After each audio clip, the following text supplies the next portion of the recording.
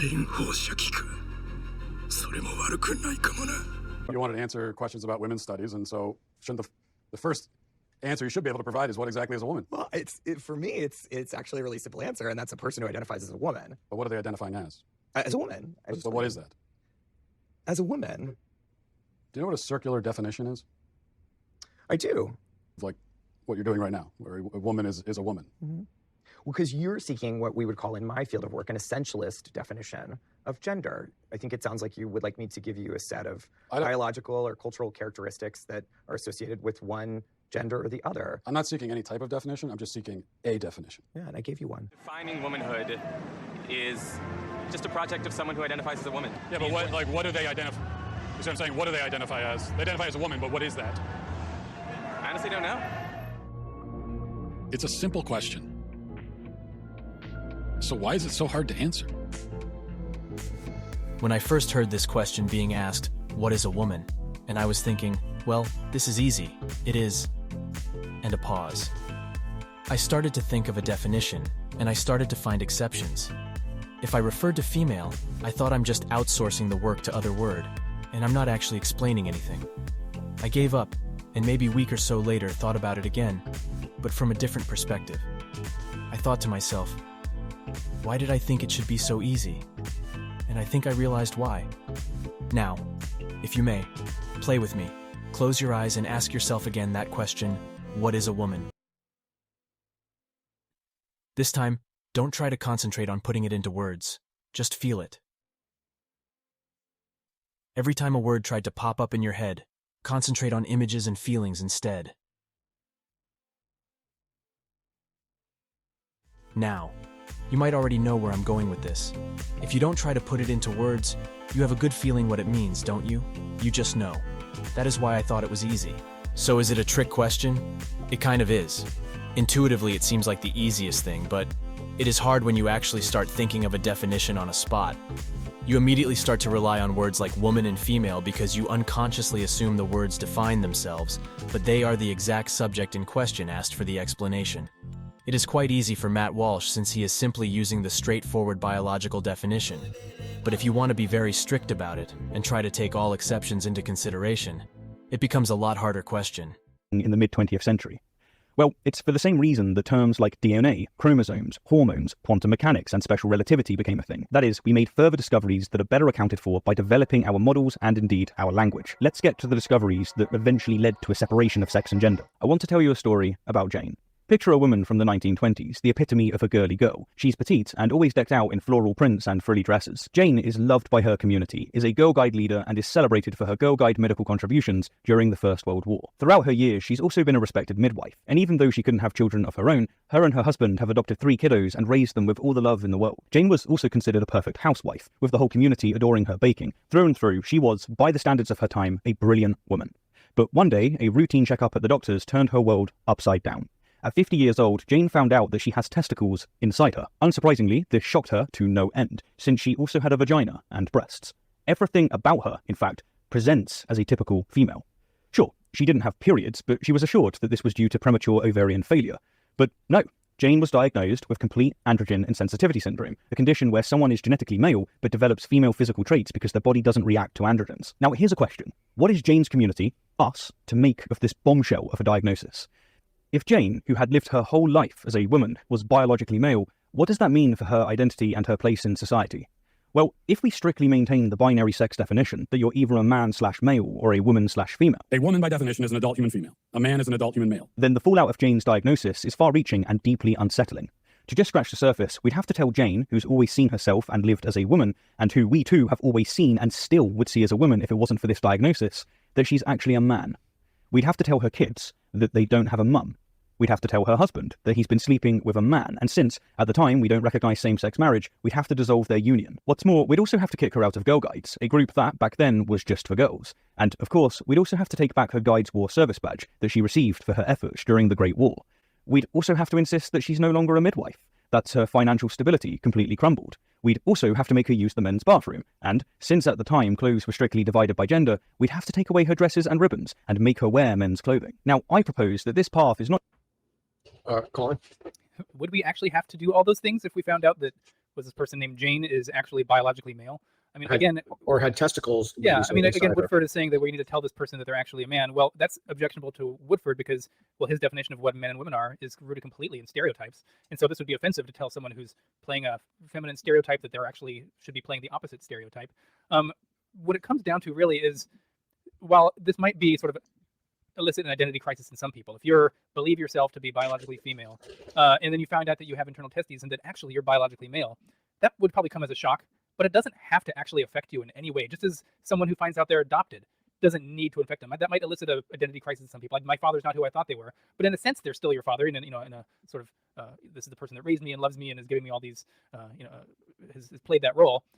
This person who's finding out they're biologically male, they don't need to change anything about themselves. They can still say, well, sure, I'm biologically male. Sure, I guess technically that means I'm a man, but like, whatever. I'm just going to keep being myself. And I don't think that most of society would have a problem with this person maintaining going into women's bathrooms and being on Girl Guides, given the way that this person looks. So, yeah, I mean, we can still acknowledge reality and then also look at the social reality of things as well and decide what we should do there. Okay, cool. This is actually the best argument I've heard for not solely rely on biological sex on the matters of sex segregation. Colin seemed to oddly misunderstood what Stephen was saying here. Or maybe better put, he does not contend the issue that was talked about. The point is that if we only rely on biological sex, and are very strict about it, then it would logically follow that Jane should go to men's bathrooms and so on. Colin simply says, nah. For me, the problem with this is that I don't think that it logically follows that we find an exception, therefore we need to radically change everything. Wouldn't the first step be that this applies only to the individuals with this condition and nothing else? It is like philosophical prowess can have its own weakness. You see an exception in a category, and feel the need to rework the whole system to be philosophically satisfying, not realizing it might be even deeper ditch you are running into. And maybe I'm wrong on this, but look, Aristotle has two categories. He has essential properties, and they are characteristics that define what something fundamentally is. And without it, if you didn't have those properties, then it would lose its identity. That's to say that it's necessary. So for example, I, Steve, am a human being. That's an essential property. If you removed human being, you don't have Steve, so it's an essential property. That's, an example. You could argue it, but that's a pretty accepted example. Whereas accidentals are properties that are additional to the entity, but if you change them, if you remove them, then that entity would still be that entity. So that's to say that they're contingent. So I have a beard, so it's right to say that Steve has a beard. But if I didn't have the beard, I'm still Steve. So my beard is an accidental, whereas being a human is an essential. So there's a clear understanding there with, what he's saying. And Catholics agree, like we was talking about Catholicism, they agree with that interpretation on Aristotle. Now, here's the big problem. When it comes to the transubstantiation, what's happening is you've got the wine, and the claim is that the wine, whatever attributes it's got some some accidentals, and it's going to have some of it will be its essence. If you take its accidentals, you might say, okay, it's always served in a cup. It's like, no, it isn't. Like, if it wasn't served in a cup, it's still wine. You're like, okay, so the cup is accidental. Okay, it's made of grapes. No, it isn't. That's not necessary. It's not a necessary condition to be wine. And it's like, okay, fair enough. That's not what it is. The claim that's made by Catholics is that the essence, the wine itself, literally changes. Magic. God. It changes. The essence changes from wine to the blood of Jesus. And it's the accidentals that look like it's still wine, but it's actually not. The taste, the accidentals the flavor, being the molecules and the flavor. And all the other. Exactly. So actually the essence has changed. It's went from wine, it's no longer wine. It is not at all wine. The essence has changed. And yet the exact opposite is the claim that's made by trans people. They grow up, they find out who they are, and they go, I figured out what my essence is. Let's say that I'm a male and transitioning to a woman. I would say, I figured out who I am and I'm a woman. I live up to the social construct of a woman. I live up to whatever definition you want of a woman. I'm telling you what my essence is and what it aligns with and who I am. What I'm doing is not changing my essence. What I'm doing, if anything, is I'm actually changing my accidentals to fit my essence.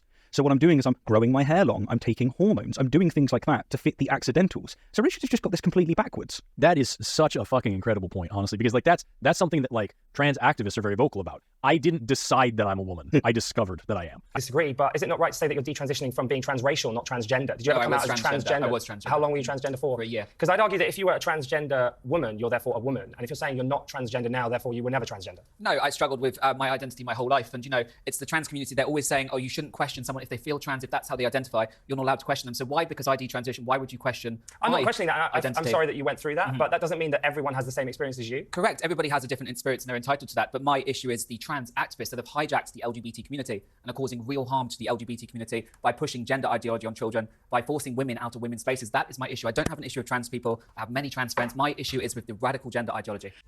There are those who detransition, and you noticed how James immediately jumped into similar argumentation route as Stephen just did. They are basically saying that you were never a true trans, basically committing the good old no true Scotsman fallacy. Just looked me in the eye and said, I'm just not sure that I am a girl. I'm not sure I understand. Like, one minute you're really convinced you're a girl, and then you think, well, I'm happier being male. What happened? I guess I just realized that I could be happy without completely changing who I am.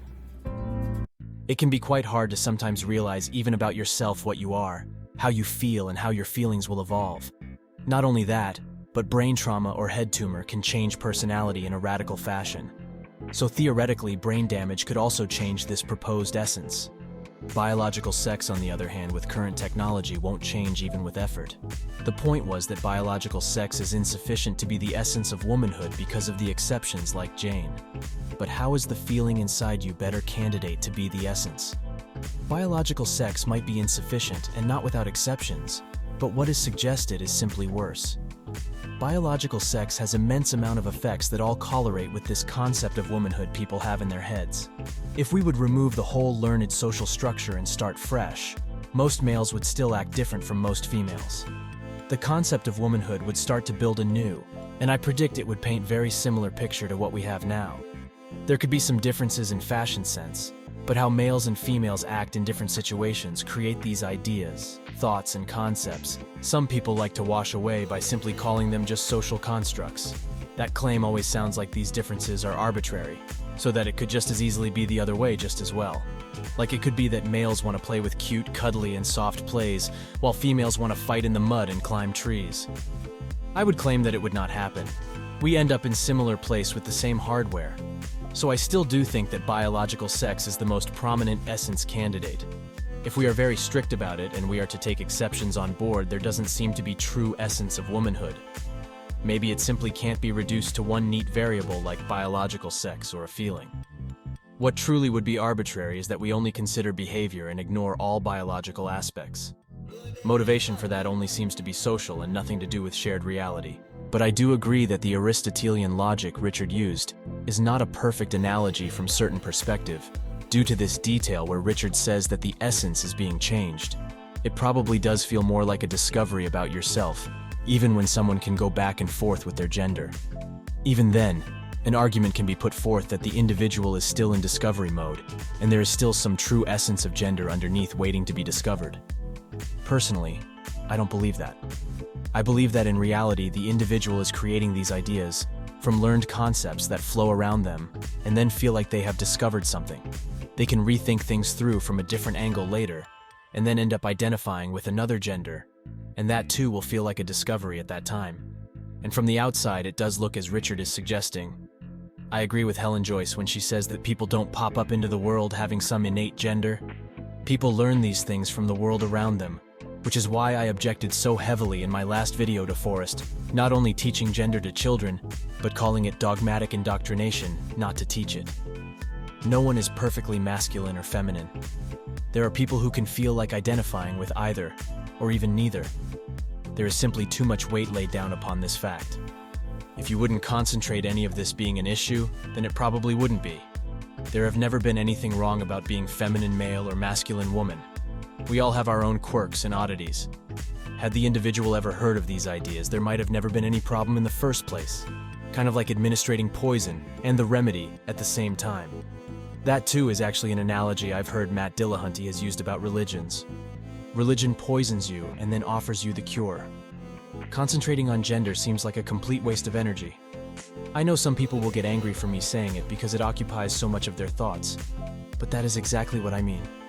If we want to work in a project and build something awesome together, at what point does it come important for me to know anything about anyone's gender? Original importance in differentiating sex was for mating purposes. Gender does no good there either. The reason I said gender is a useful concept is because of examples like Jane. The biological sex and gender do not always match. Because of this, I do not accept that you can infinitely create different genders. That makes the concept completely meaningless to me. We can't have forms that have 100 gender options to choose from. And if it is free-form description of yourself, then it's not really necessary anything related to sex nor gender anymore. Going to the deep end makes the word lose the little use it ever had. I think we should have less identity, and especially less self-identity, and not more. What I mean by that is, just imagine the thought experiment I talked about at the start of this video. I bet that, without trying to put everything into words, you can kind of feel the identity of a person you know well.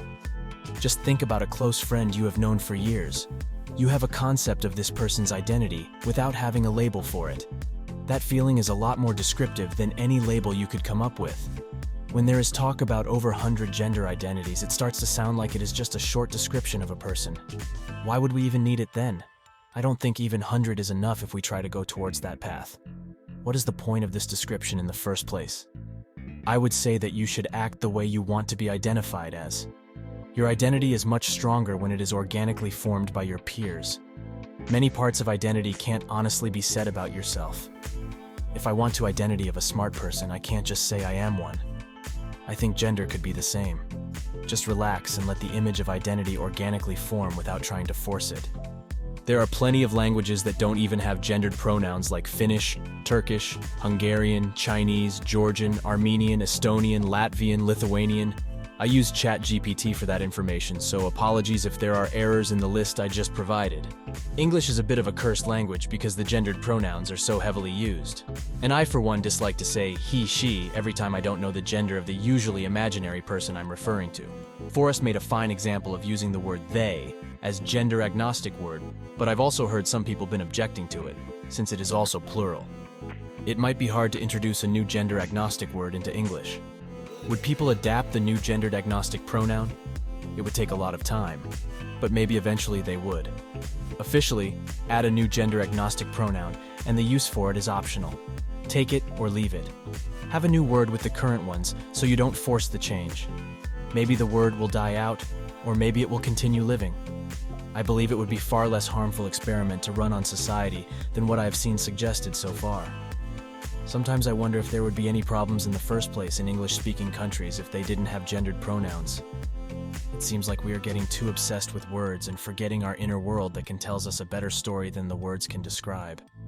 It seems like the concern is how you feel right now.